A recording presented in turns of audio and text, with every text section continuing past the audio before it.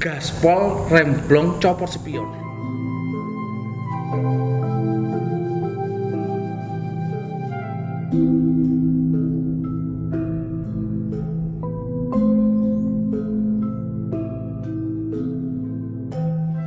Kembali lagi di channel Adiluhung Prasetya Pancadharma dengan saya Jerry dan rekan saya Bro Hardy. Nah, kita punya tamu Bro Fajar dan Ki Ade gitu kan. Nah, kita sekarang mau bahas mengenai ekonomi. Ini yang topik yang hangat ini gitu kan. Apa sih hubungannya ajaran Budi ini dengan ekonomi? Ya tentu saja banyak ya kalau menurut saya ya gitu kan. Jadi pakarnya sih untuk ekonomi Bro Fajar nih.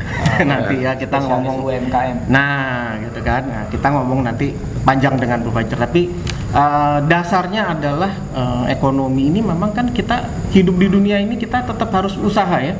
Kita harus bisa menghidupi diri, menghidupi keluarga gitu. Betul. Kan. Nah, dasarnya adalah kita menggunakan ajaran Budi ini.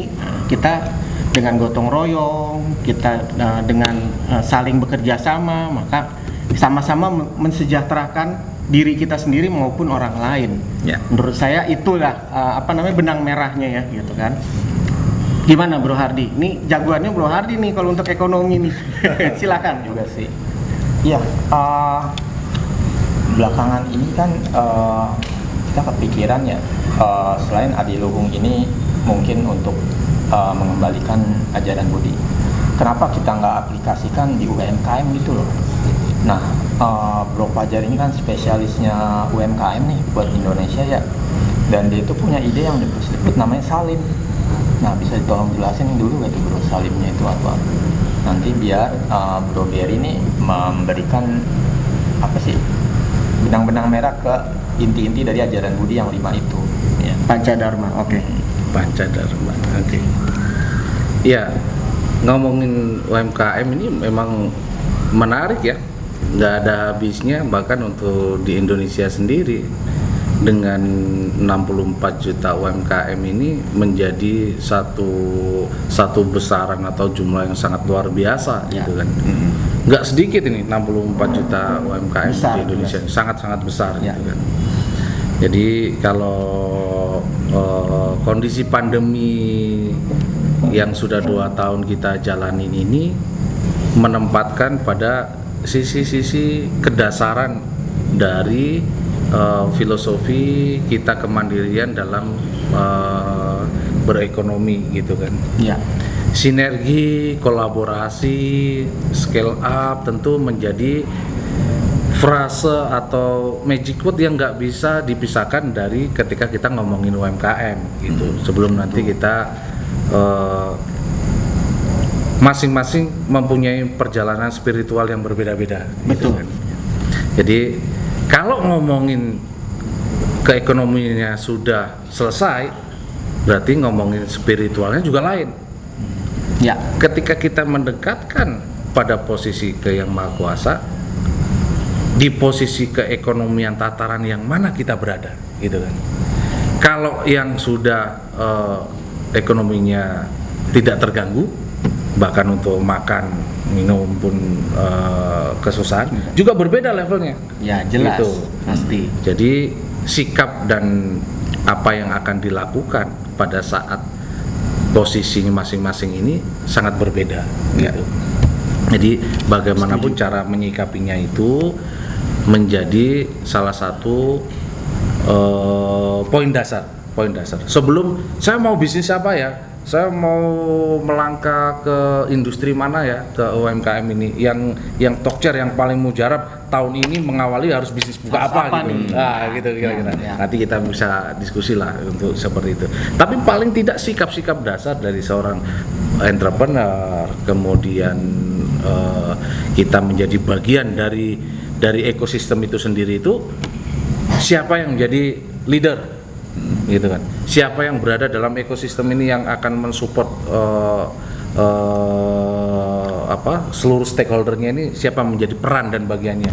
Ada stakeholder itu ya pemangku kebijakan, pelaku ekonomi, marketnya, yang Ya. pertama marketnya. Ya. Biasanya orang ketika ngomong saya mau usaha apa ya, tapi mereka tidak melakukan market fit-nya, nggak Ya. dilakukan, gitu kan? Kurang dalam atau kurang menggali passion-nya di bidang apa, Nah. sehingga ketika kita lompat terlalu berat untuk melangkah ke yang di luar passion-nya. Ya, Gitu. ya, ya. Mungkin untuk sesi awal begitu kali ya, untuk ngobrol-ngobrol. Benar. Untuk yang diskusi asik di ini ya, awalnya nih, diskusi benar, ini kan. benar. Sebelum nanti Salim itu seperti apa, tentu ini bagian dari kalau filosofi Jawa itu Salim itu ya kita itu patuh gitu kan, patuh kepada guru-guru kita, kepada tentunya orang tua yang paling sederhana ya. Yang paling sederhana seperti itu. Sebelum nanti kita melangkah yang lebih banyak nih, banyak ekosistem, banyak pihak peran yang UMKM ini menjadi komoditi, menjadi subjek atau menjadi satu reason, jadi alasan nih. Kalau alasan jadi gini, wah UMKM kita bertambah banyak, padahal di sisi lain UMKM harus tumbuh. Yang tumbuh aja belum diurus, gitu kan? Kalau tambah lagi menciptakan gitu. Ya. Gitu kira-kira. Tapi jangan lupa keyword lain adalah digitalisasi. Ya, sekarang ini ya. Sekarang ini digitalisasi. Jadi digitalisasi ini kecepatannya sudah sangat luar biasa, Bro Hardi. Dan kita bisa mencakau market yang segitu luas juga gitu kan. Bukan hanya lokal. Bukan hanya lokal, kita harus berbicaranya juga ketika ngomongin Indonesia berarti Nusantara. Betul. Ya, Nusantara kalau kita lihat sejarahnya bukan hanya Indonesia. Ya. Nah, ini yang menarik nih, betul, secara geografis dan ininya. Maka di situ tentu kalau orang bilang kebanyakan, yuk munculin kearifan lokal. Ya. Apakah kearifan lokal itu secara culture akan menjadi suatu kebijakan atau suatu unique selling point-nya, USP ya kalau di marketing ya, gitu kan. Benar. Jadi ketika buka usaha, yang diharapkan orang ketika buka usaha langsung rame gitu kan. Ya. Padahal ada sejarah. Ada yang sudah tekun bertahun-tahun ya, melakukan misalkan jual gudeg misalkan gitu kan. Mereka tekun sampai berpuluh-puluh tahun sehingga mereka jadi legend. Ya. Jadi legend nih, jadi legend. Terus yang ke sini banyak di pinggir-pinggir jalan, kalau istilah kekinian street food. Nah, street food. Hawker. Makan makanan atau apapun lah layanannya gitu Ya. kan. Bahkan tadi pagi saya melakukan perjalanan, masih ada satu layanan yang beliau sangat tekun sekali. Mungkin ini kelihatannya sepele nih. Servis KTP. Loh, ini kan sesuatu yang ini. Dikala kita ngomongnya gede-gede, yang besar-besar apa segala macam itu, ada jenis usaha yang ada di sekeliling kita yang bisa menghasilkan bahkan menopang ekonomi keluarga dengan kondisi apapun, mau pandemi nggak pandemi dia sudah lakukan itu. Ya. Servis KTP, Pak. Coba dijelasin apa tuh, Pak? Servis kan kita punya KTP kan ya? Ya, benar. Kita punya KTP. iktp itu. iktp apa segala macam. Kalau dia berada di lokasi yang tepat, biasanya kan kita butuh fotokopi KTP. Benar. Gitu kan, mungkin di dalam perjalanan KTP itu satu tools atau identity kita sebagai warga negara Indonesia. Benar. Mau usaha, mau apa segala macam KTP, mau flight apa segala macam KTP, mau vaksin juga KTP. Mau vaksin juga kan? Ya. Ternyata ada yang jeli. Kalau dipikir-pikir, ngapain sih ini servis KTP? Iya. Nggak kebayang. Dari 1.000 orang berapa sih ya kira-kira yang mau servis KTP-nya itu kan? Ya. Tapi beliau melakukan itu terus-menerus dan secara konsisten. Kalau kita belajar posisi konsistennya, kalau dia nggak ada market, kira-kira masih mau nggak dia buka satu meja, buka di pinggir jalan dan itu servis KTP? Kalau nggak ada marketnya, Ya nggak akan mau. Kan? Iya. Ini sama nanti kita ngomongin di industri di pusat belanja nih. Kalau tempatnya rame, penjualannya oke, dia nggak mau disuruh tutup, Pak. Kalau perlu 24 jam dia buka. Nah, itu. Ini sangat menarik. Ya, Ini sangat menarik. Marketing ini benar-benar niche market ya. Niche market, servis KTP loh. Ini kan. Tapi kita nggak tahu kalau di Monetes mungkin servis KTP yang terbaik di Indonesia gitu kan. Jadi itu nanti mungkin bicaranya bisa kita gali ya. Ini contoh dari, artinya ada sesuatu yang unik, ada sesuatu yang menarik yang kita nggak kepikiran. Kita nggak kepikiran, bahkan orang awam nggak kepikiran karena udah ngomongin yang besar-besar. Ngomongin yang membumi malah kelupaan gitu. Mungkin menarik. Mbak Jerry bisa dinikan gitu kan. Monggo, silakan. Nah, ini Bang, ada satu pertanyaan yang di masyarakat bawah ya, masyarakat bawah. Mereka itu ingin melaksanakan usaha kecil, tapi terbentur modal. Mereka harus sabar menunggu modal atau menunggu pinjaman, bahkan lewat pinjol untuk melakukan usaha-usaha mereka. Jadi kiat-kiatnya itu gimana Bang? Apakah memang modal itu yang utama atau skill atau apa ya kira-kira? Ya, ngomongin tentang modal ini seru ya. Mau pengusaha kelas atas, menengah maupun yang mau mulai, saya nggak ngomong bawah ya, baru mulai bahkan.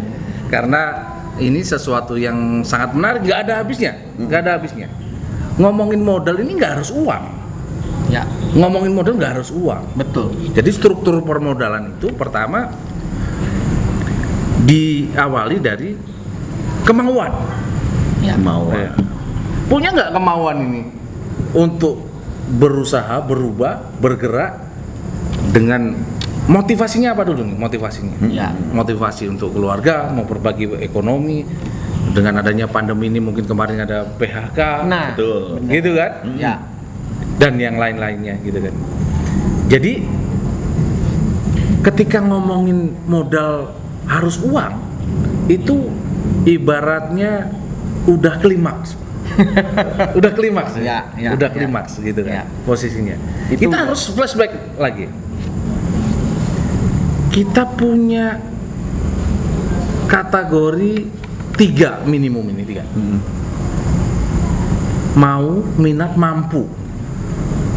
Jadi tetap harus ada kemauan dulu. Minatnya itu kita sudah lihat nggak? Kita itu passionnya di bidang apa? Keahlian kita itu di bidang apa? Penting. Tujuannya ya. Kalau kita ahlinya misalkan ngadu kopi segala macam, udah jadilah ahli ngadu kopi yang nomor 1 di Indonesia misalnya. Buka coffee shop. Sekarang lagi rame nih.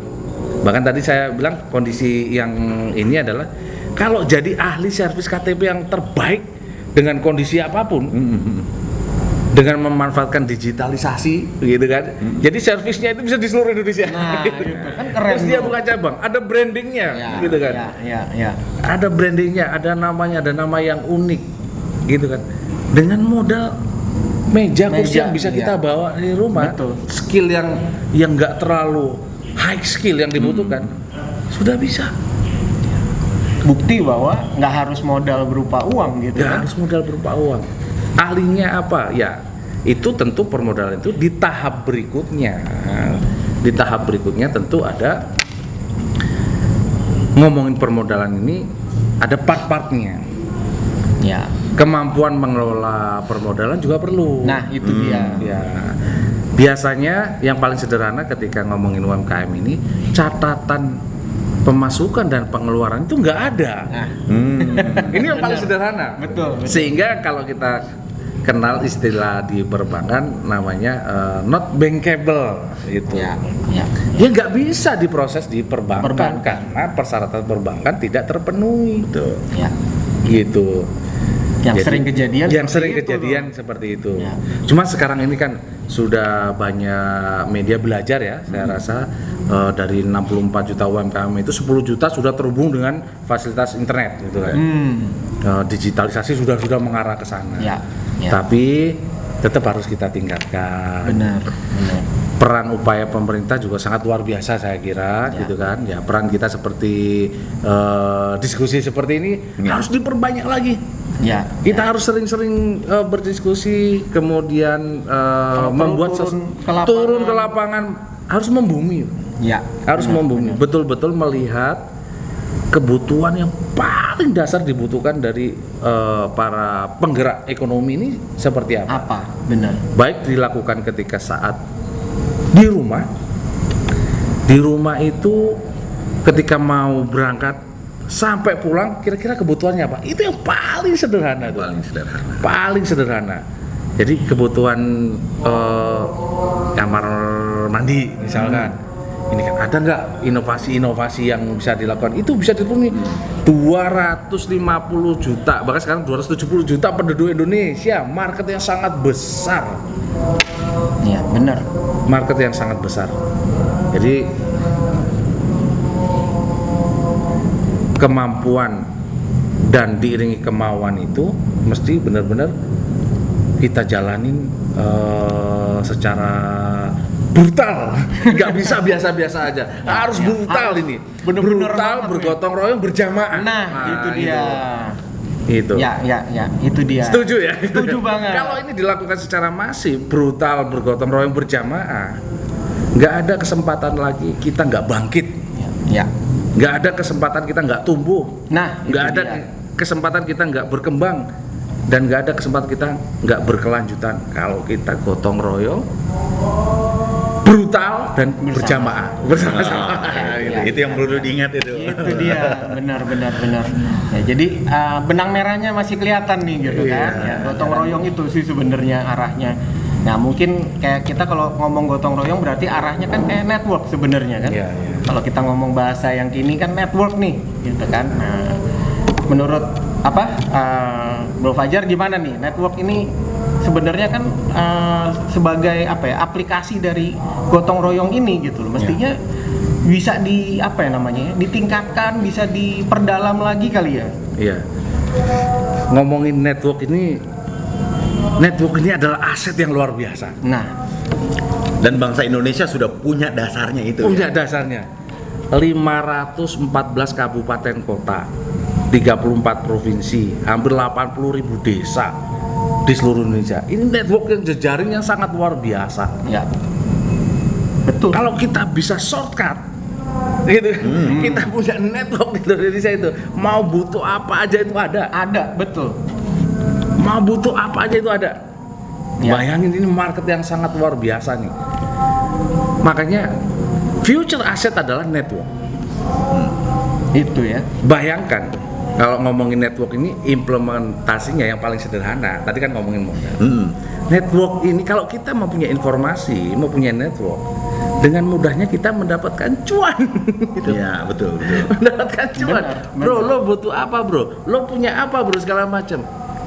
Tinggal hubungin begitu, bener. McLaren.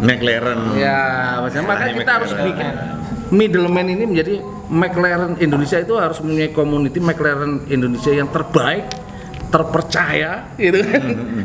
Nggak usah nunggu sertifikasi lah, gitu kan. Nggak usah yang ribet-ribet. Kalau udah terpercaya di community-nya, Dan nggak perlu modal. nggak perlu modal. Iya, modal uang mungkin nggak seberapa menurut Iya, saya gitu loh. Itu modalnya ya itu tadi kenalan dan gotong royong gitu kan, bersama-sama gitu. Rasanya sih di situ. Makanya kalau kita punya historical ya, punya historical budaya, ngomongin budaya, senyum, sapa, salam, Ya, gitu ya, ya, yang ya, jadi satu beberapa perusahaan besar atau BUMN itu yang menggunakan budaya. Ya. Ini budaya ini penting, Pak. Budaya perusahaan, budaya kita berorganisasi, budaya kita berteman pun dengan teman sekecil itu apa kan ada budaya. Betul. Cara bercandanya, Ya. cara ini itu ada attitude ya, ada tata caranya. Kalau kita ngelanggar itu posisinya, lo nggak cengli lo, iya segala macam. Kalkulator baginya macet, kalkulator baginya hilang, udah. Mana bisa kita bisa jadi terpercaya. Ngancurin network itu. Ngancurin network. Padahal future aset masa depan adalah networking. Kita punya jejaring. Butuh apa? Lo butuh apa, bro? Segala macam. Gak mungkin satu institusi, satu entitas daripada gua ngambil ke tempat lain, mending ke tempat lu aja, bro. Nah, ya kalau kenal kan lebih baik begitu gitu kan. Iya. Kita udah tahu pasti gitu kan Iya. ininya. Misalkan kita tentu harus bangun branding kita nih. Benar. Kalau saya biasanya kan di institusi mall ini kan, kalau ngomongin dokter mall Indonesia, Nah, gitu kan. Ada 1000 pusat belanja di seluruh Indonesia, itu potensinya satu pusat belanja itu rata-rata buka lapangan pekerjaan itu 5.000 orang. ya banyak ya. Dari hulu ke hilir sampai kita yang tersaji itu 5.000 orang. Kalau ada 1000 pusat belanja seluruh Indonesia berarti ada 5 Ada juta. 5 juta. Nggak kecil ini. Betul. Gede.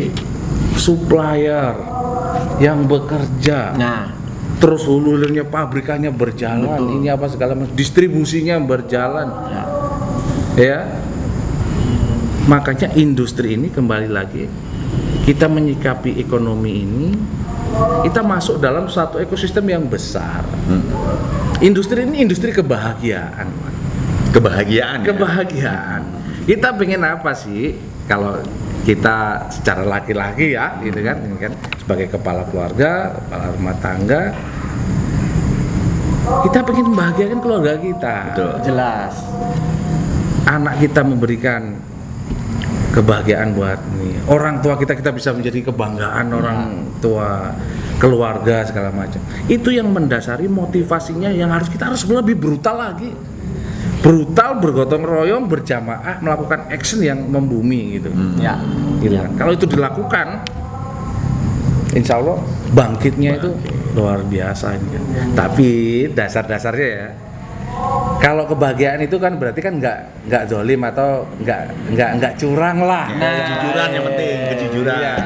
Ya. Tentu gitu kan. Nah ini terhadap adab-adab yang seperti ini, implementasinya tentu nggak semudah yang diomongin memang. Di lapangan itu udah ada naga-naganya sendiri, Ya. gitu kan. Kalau ngomongin di Indonesia dengan berbagai culture-nya, berbagai tempat, tapi yang penting ini kembali ke niat tadi ya, kembali ke niat itu, apakah aktivitas-aktivitas kita itu membahayakan orang lain apa tidak? Betul. Gitu, mempunyai dampak baik ke lingkungan kita Nah, apa tidak? itu Iya. Kita harus jadi motor, Pak. Kalau jadi motor nggak perlu, orang lain harus seperti saya, nggak perlu, Ya. gitu kan? Orang lain harus melakukan ini, nggak perlu juga. Kita ini udah ada pakemnya masing-masing, Pak Jerry dengan spesialisnya, dengan spesialisnya Pak Ardi juga, kami pun.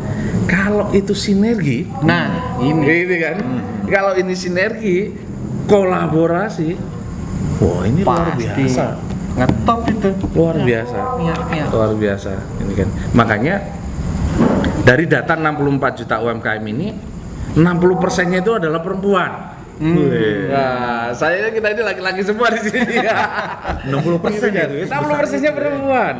Wanita-wanita yang perlu dihormati, wanita yang perlu kita muliakan, wanita yang perlu kita perjuangkan kebahagiaannya gitu. Masa kita kalah sama perempuan gitu? Berarti wanita ini penggerak ekonomi bangsa juga. Penggerak ekonomi bangsa. Dan market yang besar juga. Market yang besar adalah kebutuhan perempuan itu dari A sampai Z itu Fashion. digarap nggak habis 7 turunan. Betul. Iya. Betul. Tagline ya, digarap nggak habis 7 turunan. Jadi kalau sampai saat ini masih ada yang kebingungan, saya mau usaha apa? Harus lihat tayangan channel berikutnya ini. Ini rahasia ya, rahasia. Tapi kita buka sedikit-sedikit lah nanti ya. Ada tadi ya, ada 5 juta kesempatan peluang tenaga kerja, peluang usaha juga ada di situ sektor itu. Dari sektor properti, retail, service dan segala macam. Kalau dalam satu mall itu ada 5.000 orang, masa nggak ada yang cukur rambut tiap bulannya? Ini yang paling sederhana ini. Coba nanti kita breakdown kira-kira mungkin ada 10 peluang yang bisa, saya nggak ngomong UMKM, siapapun bisa melakukannya di kondisi mau transformasi pandemi ini, bisa dijadikan langkah peluang usaha yang bisa dilakukan dengan cara yang sederhana memulainya gitu. Wah, ada sekian orang tiap bulan tiap minggu kalau kita laki-laki mungkin sebulan sekali paling nggak kita potong rambut. Betul. Kita tinggal hitung nih numbersnya nih. Ya. Berapa? Kita pakai member. Kita pakai grup WA yang paling sederhana. Benar. Pelanggannya kita harus Komunitas jadinya. komunitas. Ya. Komunitas ini harus dibangun, harus di development. Kalau nggak berbasis komunitas, bisnisnya selesai. Kata kuncinya adalah community. Community ini adalah market, Pak. Kalau mau digarap itu jadi market gitu kan? Market luar biasa. Iya. Tapi kan kadang-kadang kita nggak ngelihat ya gitu loh. Orang kayak terlewat gitu loh. Karena bukan passionnya. Nah, Karena cuma itu mikirin itu. modal, wah kalau punya modal gede saya mau bangun ini, cuma angan-angan di situ aja. Ya. Akhirnya nggak mulai-mulai. Nah, itu masalahnya di situ sebenarnya. Ada yang bisa dilakukan secara bersama, bergotong royong, karena nggak mulai-mulai, nangis bersama. Ini Itu yang perlu dicatat. kita nangis bersama. Kenapa orang lain bisa bergembira di sana? Ketika di sini kita ngomong bisa nangis bersama, Ya. karena kita nggak action yang membumi. Ya, betul. Ini bukan fatwa ya, ini bukan ini motivasi buat saya pribadi juga, gitu kan. Harus terus berupaya. Maka future asset adalah networking. Aset masa depan itu adalah networking. Jadi branding kita itu benar-benar harus kita jaga, nama baik kita harus kita jaga. Legacy. Betul. Legacy. Kita itu akan dikenang sebagai apa selama kita hidup ini. Ya. Kita sebagai ahli di bidang apa? Nah. Jangan sampai nggak ada kan, sehingga tinggal sebuah nama sampai hilang namanya, nggak ada tinggalannya.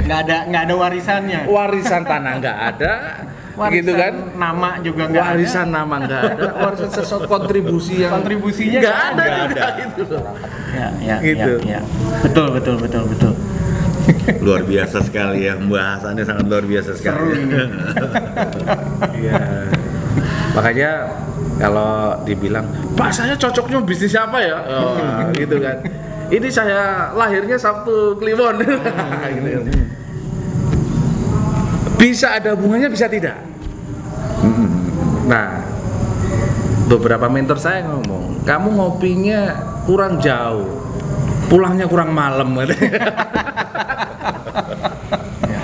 Iya, jadi informasi itu sesuatu yang luar biasa. Sekarang zamannya internet, digital medsos sudah luar biasa. Mau belajar apapun, mau belajar yang baik, belajar yang buruk ada. Tinggal ketik aja kita keluar semua.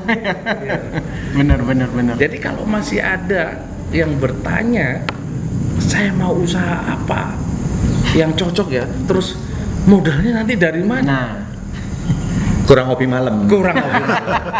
Sama seperti sekarang kita nggak ada kopinya gitu. Ya. Atau nanti kalau ada yang perlu ide atau apa bisa hubungi Bro Fajar langsung ya. Ya bisa nanti didiskusikan, kita bisa lebih explore lagi. Ya. Tentunya ini kan bukan yang pertama ya. Nanti ada sesi-sesi berikutnya kita akan minta kaji lagi dan kita kan visit tadi. Betul. Visit ke para pelaku-pelaku UMKM ini, baik yang tumbuh ya, yang sedang berkembang, kemudian dan bagaimana mereka kepingin mempunyai legacy dan visi jangka panjang yang akan mereka lakukan. Ya. Karena itu levelnya sudah lain. Kita harus apresiasi founder-founder pengusaha, baik itu di bidang properti, distribusi, manufaktur apa yang ada di Indonesia ini. Kita harus sangat berterima kasih. Karena visi beliau-beliau ini adalah menciptakan lapangan kerja. Ya. Menciptakan pertumbuhan ekonomi yang saling berekosistem, saling membutuhkan, Ada yang kuat di industri manufakturnya.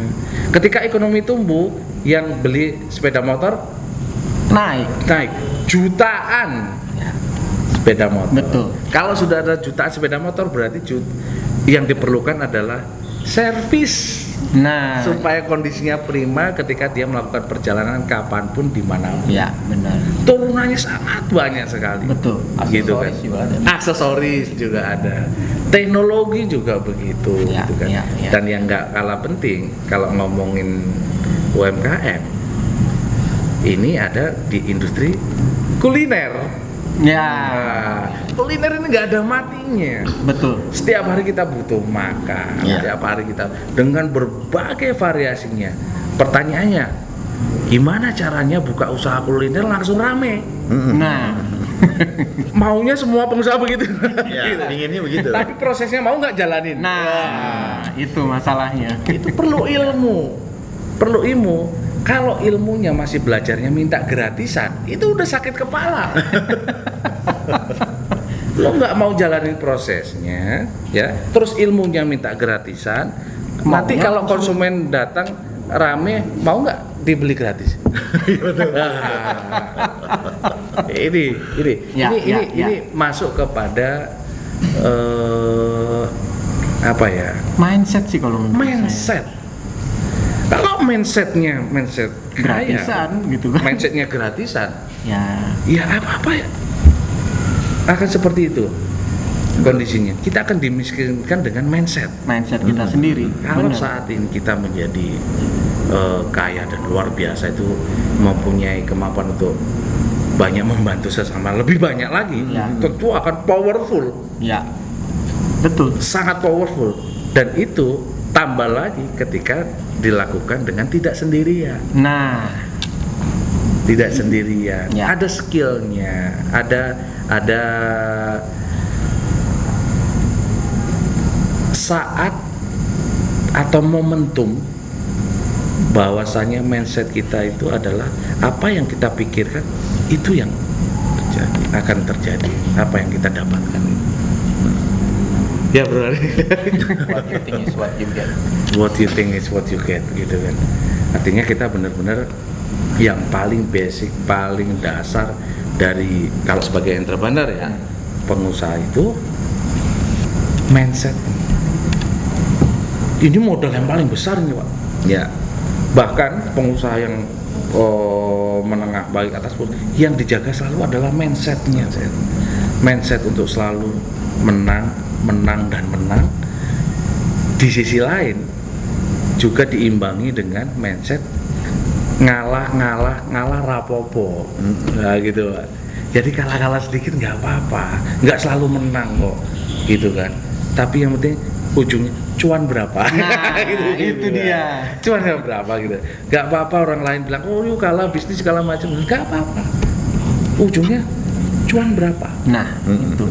Ujungnya bermanfaat ke berapa banyak orang. Nah, itu yang penting sebenarnya. Ya. Jadi kan selain kita dapat, ya kita juga berbagi kepada orang lain kan gitu Ya. kan.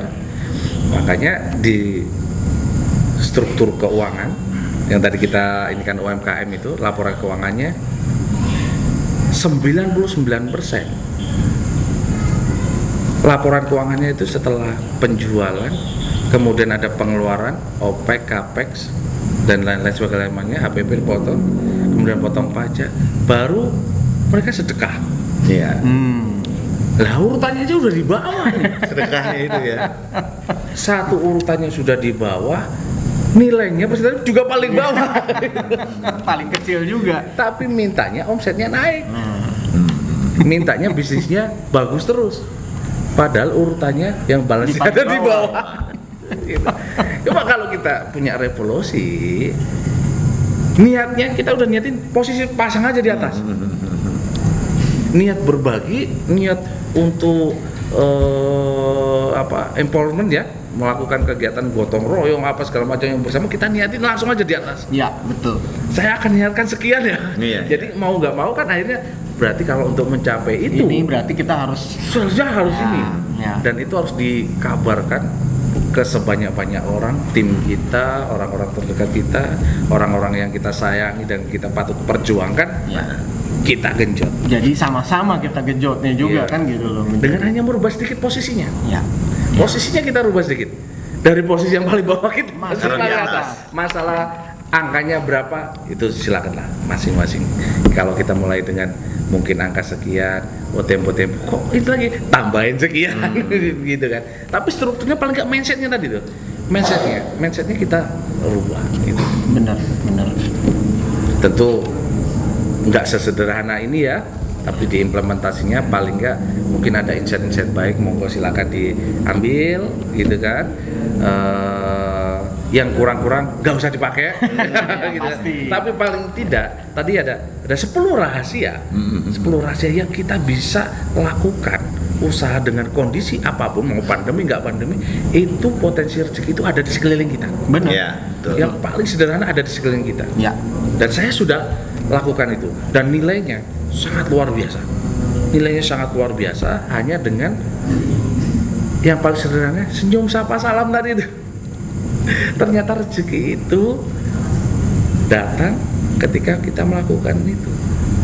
Dan ada salah satu bisnis, nanti saya ceritain bagaimana saya bekerja sama dengan satu university, usianya 1080 tahun. Wih. Jadi dan kemudian negara itu usianya 900 tahun. Jadi university dengan negaranya lebih tua universitinya. Ini mudah-mudahan kalau ada kolaborasi dan sinergi bisa akan menjadi satu kemanfaatan. Dan itu secara energi ini saya sampai merinding nih juga ini energinya ini sangat luar biasa. Jadi ketika bisnis saya yang lain, aktivitas profesional juga yang lain, kemudian arah-arahnya ke situ. Arah-arahnya yuk cari yang amanah gitu kan. Cari yang keberkahan gitu. Padahal ini kan ajaran-ajaran pendahulu kita yang sudah sangat Indonesia banget gitu loh. Ya, itu Indonesia gitu. Banget malahan. Gak usah aneh-aneh lah, gak usah pola-pola lah yang gimana-gimana gitu kan. Maka dengan adanya sharing yang sangat menarik ini, tentu harapannya bisa ada tindak lanjut.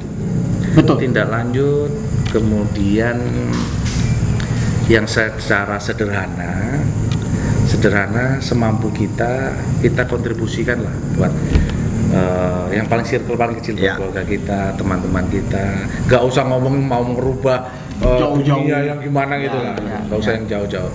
Tapi itu kita tularkan sedikit demi sedikit, kita jalankan ajaran-ajaran baik gitu kan, melewati kekuatan secara keekonomian ini. Kalau ekonominya nggak kuat, Pak, itu menjadi pintu masuk sumber penyakit. Ya. Bener. Itu sesinya lain ya. Nah, itu sesi lain lagi. Itu sesi berikutnya. Kalau udah kurang, ya mau nggak mau kita harus rubah. Partner kita harus rubah.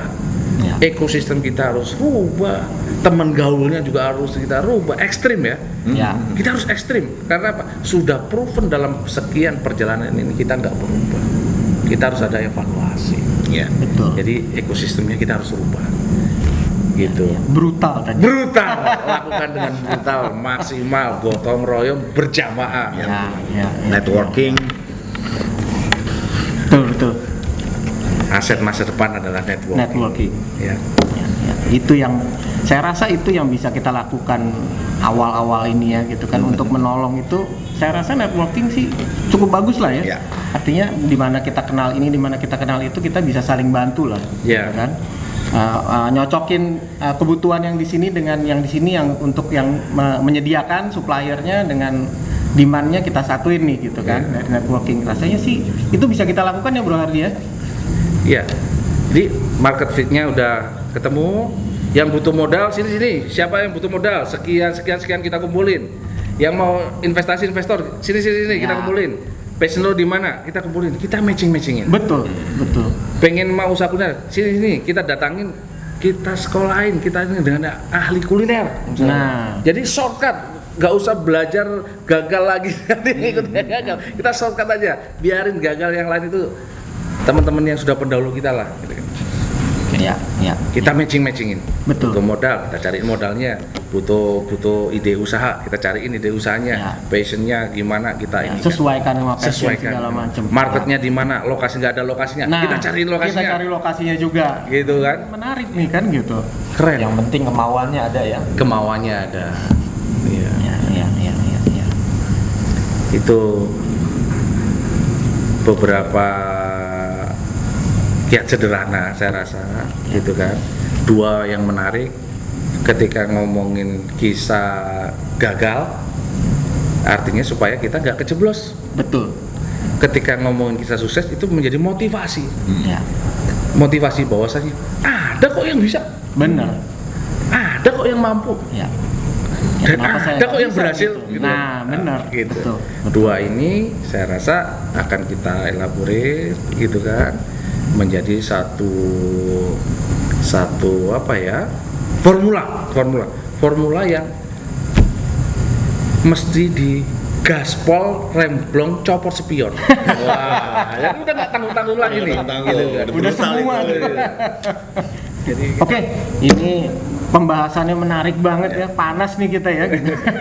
Udah gerah ya. Udah gerah nih sampai ini kapan kita bisa Ini bergerak. baru kulitnya doang yang kita kupas nih, Nah, belum isinya belum lagi. isinya ini gitu kan. Nah, oke, tapi apa namanya, sementara kita potong dulu, nanti kita sambung lagi tentu dengan apa ya namanya ya, kiat-kiat lebih lanjut dari Bro Fajar gitu kan. Kemudian dengan mungkin ada apa namanya, aplikasinya di lapangan segala macam ya. Harus diwujudkan nih. Harus diwujudkan nih kan gitu. Secara brutal. Nah, gitu kan ya. Jadi nanti ke depannya kita akan ketemu lagi gitu kan. Saya rasa cukup untuk kali ini. Terima kasih atas perhatiannya. Terima kasih Bro Fajar, Bro Hardi, Rahayu, Sagung Duma.